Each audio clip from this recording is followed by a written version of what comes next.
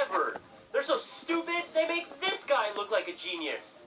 First up is Klaus Schmidt, a burglar who tried robbing a Berlin bank in 1995. What was the catch? He was deaf.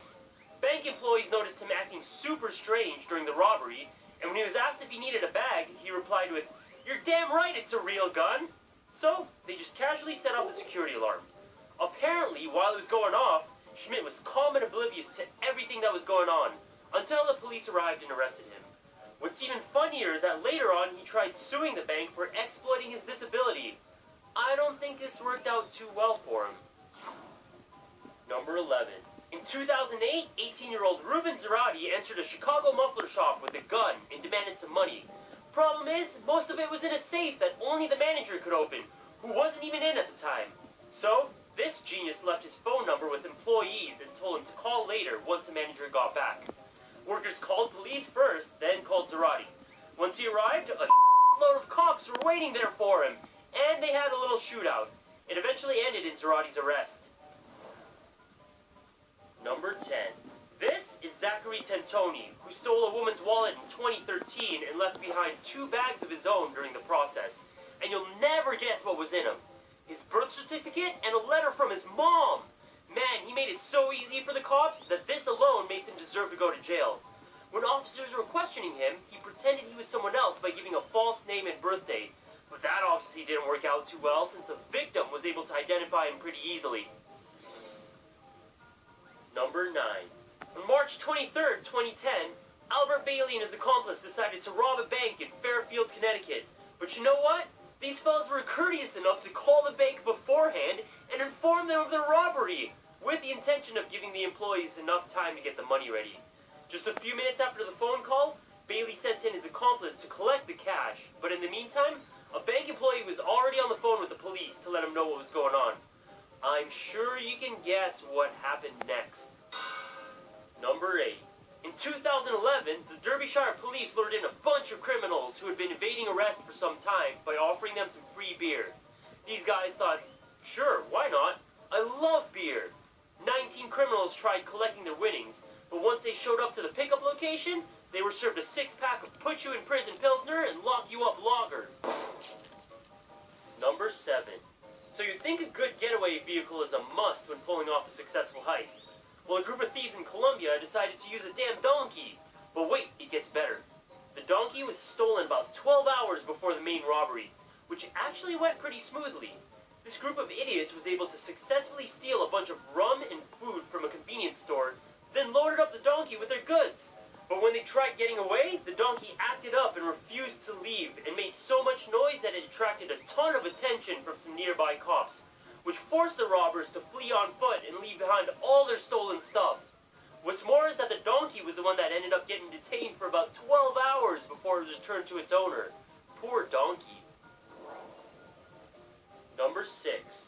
Here are some deputies entering a convenience store at around 4 a.m. 4 officers in total. And here are Tweedledee and Tweedledum, entering the same store just a few seconds later. See Mr. D and Mr. Dum run. They've got about $20 worth of stolen beer and snacks. Now see the deputies chasing them down.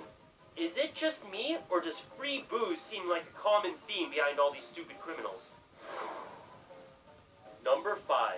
In March 2014, Melissa Peters was getting ready to take her son to school when 17-year-old let's just call him Double M. 17-year-old Double M held them up with a fake gun and tried stealing their car. But here's the catch.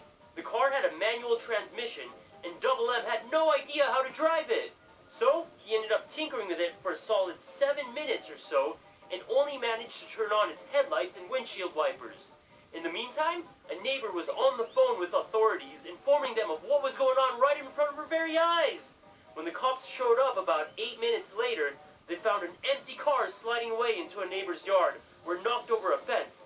They had no problem whatsoever chasing Double M down on foot, and managed to tackle him no more than 2 blocks away. Not only can this kid not drive, but apparently he can barely run either. This was just a recipe for disaster.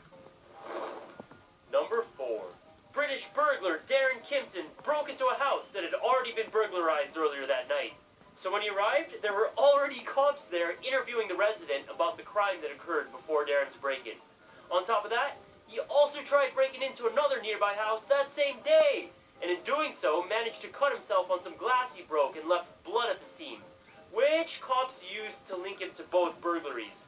This, to me, is just plain sad. Number 3. This guy attempted robbing a bank in London armed with a gun in one hand and a loot bag in the other. He demanded 700,000 British pounds and intended on giving the teller his bag to fill it with money.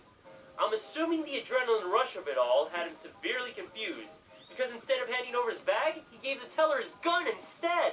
It took several seconds for it to actually sink in, and after a few awkward seconds of confused pause, he tried grabbing the gun back, but the teller was smart enough to back off and point it at him.